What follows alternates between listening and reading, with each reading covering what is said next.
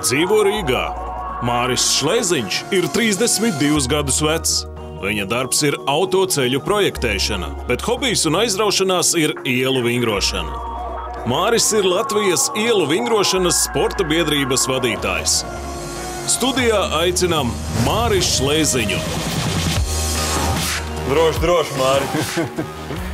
Labvakar, vīri. Prožektori varbūt nedaudz spožāki nekā ikdienas nodarbībās. Jā. Tad, starp citu, jāteic, ka puikas sāk bīties no starmešu gaismas, ka jātais klusāk Latvijas čempionāts, ka varbūt pārāk lielu uzmanību sāk pievērst pat ielu vingrošanai. Man vakar ļoti labi Raimonds Elbukiens, mans draugs, pateica, viņš saka, tagad esot moderni nodarboties, bet neesot moderni sacensties. Okay. Tavā mājaslapā bija kādreiz ieraksts. Ielu vingrošana, tas ir mans hobijs, bez atalgojuma, darbs un dzīves dzinējs. Kas ir šī ziņa, ko tu vēlies nodot visiem pārējiem? Nu, tad tā ziņa atbild īstenībā tam tekstam. Tagad noteikti ielu vingrošanā ir jau mans darbs, ne tikai hobijs. Es vairs ar autoceļu projektēšanu nenodarbojos. Es nodarbojos pilnā mērā tikai ar pasaules ielu vingrošanas un Latvijas ielu vingrošanas kustību vadīšanu, kā arī ar ielu vingrošanas profesionālu aprīkojumu ražošanu un izplatīšanu uz Eiropu. Un, faktiski ir arī ļoti daudz paralēli visādas projekti, kā pasaules pieaugšanās diena, ko mēs rīkojam, un arī kaut kādu projektu Latvijā. Līdz ar to tā darba ir tik šausmīgi daudz, ka... Bet tad tas ir kļuvis no šī sociālā par biznesu? Par sociālo biznesu, es teiktu tā.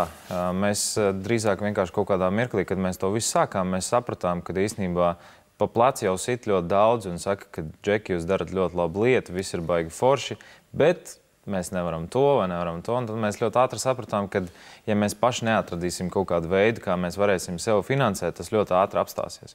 Jo entuziasms cilvēkiem paiet ļoti ātri, un komanda ir nākusi un gājusi, un tāpēc mēs sapratām, ka vajag atrast kaut ko, kas mūs paši Cik gadi tev bija vajadzīgi? 7, 6? Lai tas no tāda eņģeļa, mikrorajona eņģeļa pārtaptu par cilvēku, kas tomēr spēj to atpelnīt? Jā, visi tie 7 gadi arī laikam ir bijuši. Laikam šis ir tāds pirmais gads, kad mēs varam tā ar lepnumu sist sev paši pa plecu un teikt, ka, mēs varam visu izdarīt paši. Ko nozīmē ielu vingrošana? Es atceroties savu bērnību, dzīvoju Imantā, un es mikrorajonā dzīvoju, un es redzēju stieņus, pie kuriem opīši vai ielu puikas gāja kaut ko, tur, negribās teikt, bet ākstīties, daudzīties vai kaut ko tādu darīt. Kas ir tas, ko mēs tagad redzam? Ielu vingrošana ir tāds spēka kustību apvienojums, darbojoties tikai ar savu ķermeņa svaru. Un es domāju, ka tas ir tāds, viņam tagad ir ļoti daudz jau paveidi. Viens ir tas freestyles, ka tu nāc ārā un tiešām dari visu pretēji gravietācijas likumiem un noteikumiem, vai arī vienkārši ej ārā un pildi kaut kādu spēku nosacījumus. Es teiktu, ka viņi ir tāda ekstrēma vingrošana ārā, vai arī vienkārši veselīgi labi vingrošana ārā. Tad daudz dažādu veidu, bet kopsumā mēs viņu vienkārši saucam par vingrošanu ar savu ķermeņa svaru. Kur bija tas galvenais pavērsiens, jo pieaudzis cilvēks, es sevi sāku jau nedaudz pat pieskaitīt šai kategorijai. Es sāku uzskatīt, ka skriet ir labi, pievilkties pie stieņa ir forši, un ja tu to vari izdarīt vēl 10 reizes, tad manā vecumā tas vispār ir super, ko es varbūt kādreiz arī atkal varēšu, bet tam jaunietim, kuram viņš peld pa dzīvi, bet kurā brīdī bija tas klikšķis, ka jūs spējāt to pavērst par stilīgu nodarbi. Vai tas ir stilīgi vispār? Vai tas pareizi traktēt? Es domāju, ka ir stilīgi, jo jaunieši jau sako visam līdzi, kas ir stilīgi, un mēs sākotnēji tāds mērķis nebija visus jauniešus vilkt aiz sevis. Mēs sākām vienkārši nodarboties paši savu prieku pēc. Man pajuka autoceļu projektēšanas veiksmīgs bizness, un faktiski viņš iestājās tādā krīzes stadijā, un es tā vietā, lai vienkārši neapjukdams sēdētu birojā, man paaicināja mans draugs Kaspars Lidnis kopā ar Mārtiņu Skumpi, tādiem, kas bija tie pamatdibinātāji tajā laikā. Viņi man pazinīja, teica, nāc par mums pavingro. Un es aizgāju pavingroju, es sapratu, ka man vajag palīdz tā izlādēšanās svaigā gaisā, ka tu esi kopā ar džekiem pievelcies. Tāpēc tas jūsu piemērs bija tas, kas vienkārši ap jums sāk aplikt? Jā, tieši tā, mēs vienkārši sākām manīt, ka tiem jauniešiem sāk patikt tas, ko mēs darām, ka mēs redzam tās acis, mēs ķērām tos skatienus, kuri bija tādi, wow, kas tas grib pamēģināt. Un mēs redzējām to, kad mēs gājām prom, ka tas laukums tika piepildīts ar tiem cilvēkiem, kas mēģināja to atkārtot. Un tad mēs sapratām, ka jāmēģina to laist masās. Redz, es jau teicu, Imants mikrorajons. Šādu stieņu ir daudz kur. Ar ko jums bija jāsāk? jums bija jādabūna, tas magnēts jāpievelk. Kāpēc pirms jums nekas nebija?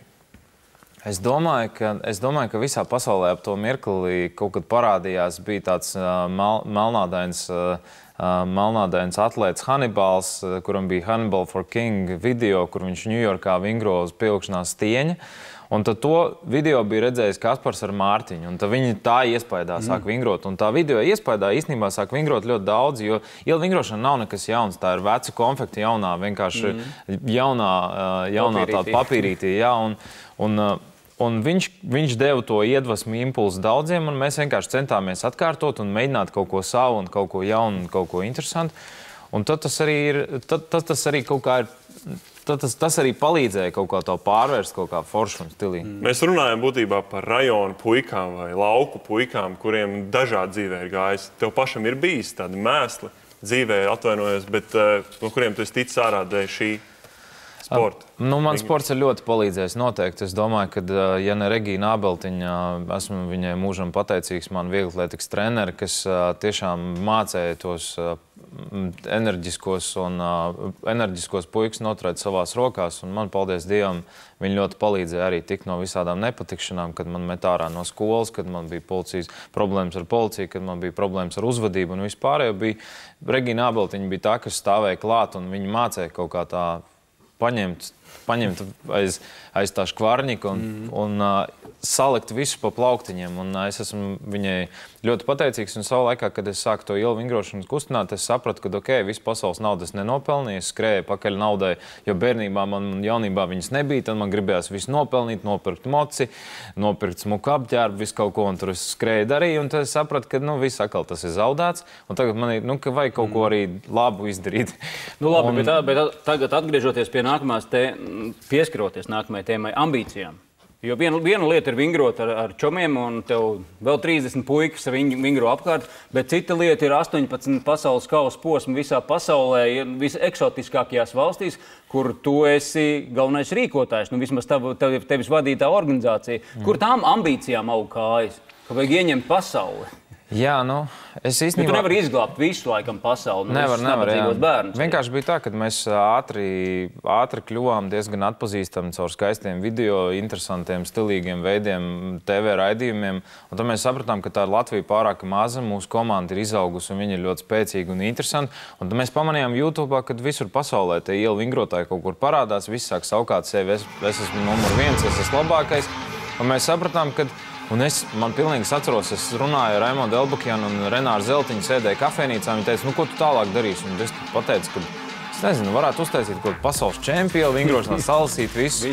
Un tad, kad es reāli sapratu, ko es īstenībā esmu pateicis un ka neviens to nav izdarījis un ka tas ir iespējams, man pilnīgi rokas sāk trīcēt. Es sapratu, wow, tā ir tā lieta, jo viss, ko mēs darām, ir kaut kāda atkārtošana. Un tad es uzrakstīju visiem, kurus es varēju atrast internetā, pateicu, vēl tad nekas nebija dibināts. Mēs pateicām, ka mums ir Pasaules ielu vingrošanas federācija, es esmu viņas vadītājs, un es jūs aicinu uz pirmo pasaules čempionātu ielu vingrošanā. Tik vienkārši. Tas principā bija blefs, kurš pēc tam pārvērtās par... Kuram tu no sirds ticēji? Tur ir tā starpība. Kas ir šī pakete, ko tu piedāvā? Jo tā viņš no malas ir vajadzīgs stienis, tribīns un čaļi, kas to dara. Kas ir tā pakete, kas ir šajā pasaules kausā, pasaules čempionātā? Es domāju, tās ir emocijas pirmkārt. Otrkārt, tā ir iespēja, teiksim tā. Es skatos, ja mēs skatāmies no skatītāja viedokļa, tad vīriešiem ir interesanti, ko var izdarīt cits. Tāds pats Džeks, kurš arī varbūt ikdienā ir franču valodas tulks, skolotājs, ugunsdzēsējs, policists vai vienalga, kas šis vēl nav profesionālais sports, līdz ar to cilvēki. Jau ir profesionāls sports, daudz jau arī ar to naudu pelna profesionāli, bet tomēr. Ko nozīmē pelna naudu? Cik tas ir? Es nezinu, varbūt tur tie būs kaut kādi, pa miljonāru neviens noteikti nav kļūst, bet izdzīvošanai noteikti, jā. Savukārt sievietēm ir interesanti vienmēr redzēt smukus, izskatīgus vīriešus, kas var darīt visādas interesantas lietas, jā, spēcīgas, un bērniem ir interesanti tā kā iedvesmai, jā, paskatīties. Savukārt no atbalstītāja viedokļa mēs strādājam lielākoties ar pašvaldībām. Pašvaldībām tā ir sociālās atbildības projekts. Tas ir domāts jauniešiem, tas lielākoties ir bez maksas. Tas ir motivējoši, interesants, līdz ar to arī tur kāds zvaigzni sev uz mundieru nopelna. Es domāju, ka kopsumā ieguvēji ir visi, jo tajā nav nekā negatīva. Pilnīgi nav nekā. Svētdien Rīgā 5. pasaules kausa posms. Kāpēc nav sarakstā olimpiskais vingrošanas čempions Igors Vikros? Jā, interesanti. Es domāju, ka tikko vairāk parādīsies naudas šajā sporta veidā, tā mēs iegūsim ļoti daudz pensionētus pasaules, Eiropas un varbūt arī olimpiskos čempionus. Un arī uz doto mirkli daudzi ir.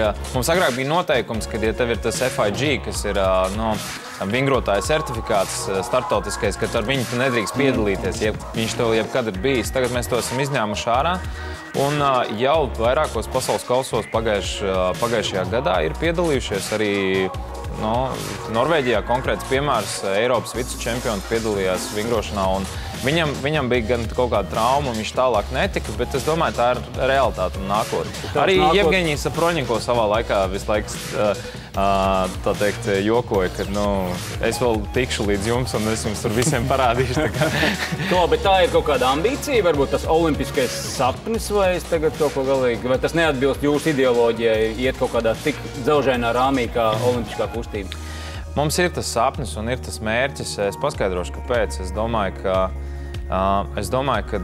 jebkurš sporta veids, ja mēs pat paskatāmies par futbolu, ir tas augstais līmenis, par kuru sapņo puikas, un ir tā sēta, kur mēs, jūs visi esam spēlējuši starp diviem kokiem futbolu. Ja, un tas ir, jo tālāk mēs varēsim to ielu vingrošanu aiznest, es domāju, jo vairāk viņi spēs sasniegt šos cilvēkus, nomotivēt viņus. Viņi nekad nebūs tik klasiski dzelžaini un rāmjaini, viņi tāpat būs brīvāki un interesantāki. Mēs parādīsim, ko tas tev kā organizatoram prasa, lai noorganizētu 18 posmus pa visu pasauli. Un šādi izskatās Māra pase, kurā vairs vietas vīzām nav atrodams. Nebija to brīdi vismaz, jā.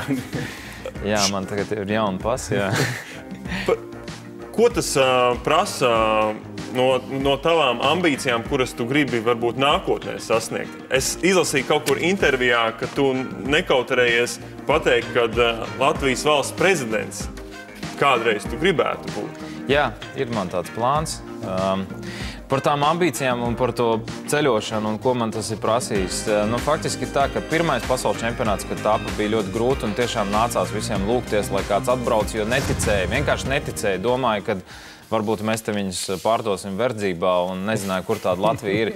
Kad atbrauca, ieraudzīja, mums bija 10, es teiktu, drosmīgāko valstu pārstāvi. Un pēc tam bija tā bildīte, pēc tam bija tās video, un cilvēki tiešām ieraudzīja, tas ir reāli, notiek pasaules čempions. Un no otrā gada jau sākās interesi, kas visu laiku kāpa un auga. Un tad, kad mēs sapratām, ka pasaules čempionāts ir tikai reizi gadā un ir jādod vairākām vietām šīs iespējas rīkot kaut ko, mēs teicām, kā daudzos sporta veidos rīkojam pasaules kausu ar superfinālu, taisam startautiskas sacensības, atlasam un izplašamies. Un tad pirmajā gadā, kad es pateicu, kurš grib, man uzreiz bija 7 vietas, kas bija gatavs to rīkot.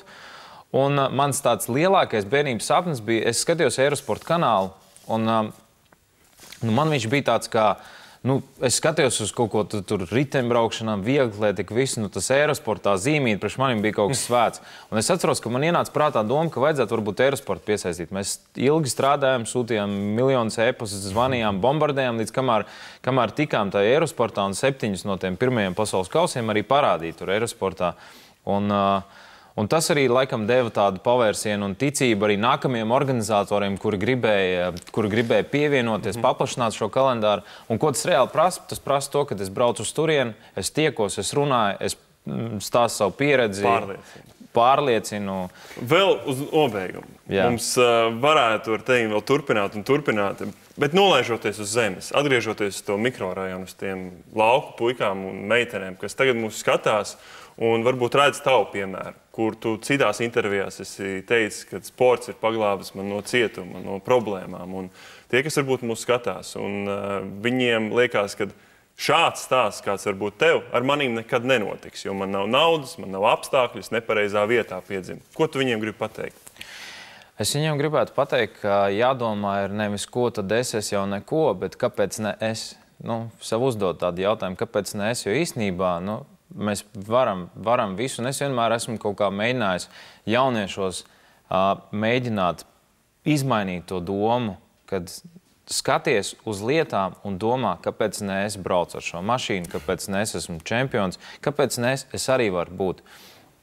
Ja katrs spētu to izdarīt, uzaiciniet mani uz motivācijas runu uz savu skolu, es atbraukšu, jums izstāstīšu stunda lekcija no manis, drastiski piemēri, bet daudziem palīdz. Stieņas pagalmā un uz priekšu. Tā arī pirmā sev pierādīšana, ka es kaut ko varu. Arī tādā veidā. Paldies, Māri, ka tu atnāc un iedvesmojies. Domāju, arī mūsu ar Armandu un arī daudz mūsu skatītājs. Mēs pēc reklāmas turpināsim.